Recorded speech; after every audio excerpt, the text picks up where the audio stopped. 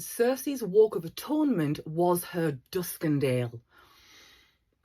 I like this. Duskendale is a place in the Crownlands where Aerys, the Mad King Targaryen, was held captive during his reign. And most of us would probably agree it's the straw that broke the camel's back. After that point, there was no reasoning with Aerys. Aerys and Cersei kind of share some similarities personality-wise. They both have a tendency of being moody, the mood swings, being irritable, being ambitious. But what happened to the Mad King when he was imprisoned, the very fact that he was imprisoned and just his general treatment, that was the line in the sand. There was no going back after that. And it made Aerys see enemies everywhere, more than he had before. And Cersei, she's exactly the same. She has the Walk of Atonement, which is meant to humble Cersei. It's meant to break her spirit. But it doesn't do that. In fact, it's the opposite. It makes her even more defiant. Just like the Mad King, Cersei digs in her heels. Now, I know a lot of people are going to say, well, didn't she, blow up the Sept of Baelor? On the TV show, she did. She has not in the books. But she did blow up the Tower of the Hand.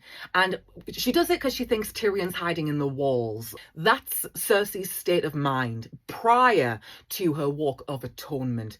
So can we just imagine what she's going to be like afterwards? Because Cersei's last chapter in the books, her most up-to-date chapter as it were, is her returning to the Red Keep, and she doesn't feel broken, not like they wanted her to feel.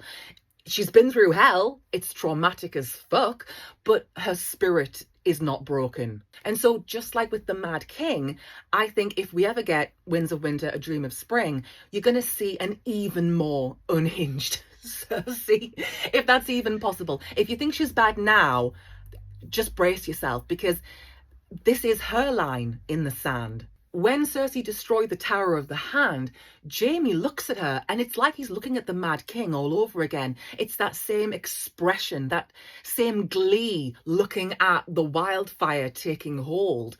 And Cersei does not realise that she's on this same path. If Cersei was really smart, if she was Tyrion smart, she'd know more about the Mad King and why he deteriorated. I mean, she saw with our own eyes what he was like. She doesn't realise, though, that she is on the same path as he is, because it's like fear and paranoia just run amok.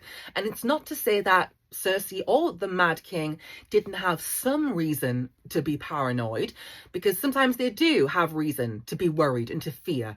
But more often than not, it's an unjustified paranoia that makes them do irrational things. And you could take it even further, I suppose. When she returns to the Red Keep, when she's made it back from that walk, Cersei sees Sir Robert Strong, the mountain zombie guy, and she thinks he's her knight in shining armor. He's going to protect her. And it makes you think, did Aerys think the same thing? Like, he had Jaime Lannister, his Kingsguard, and he thought he had a handle on Jaime. He never expected it to backfire. And we know that George R.R. Martin loves to sprinkle a parallel or 20 throughout his stories. Is this a nod to what is going to happen to Cersei? Is it going to backfire on her because she doesn't realise she's going down the same path as the Mad King?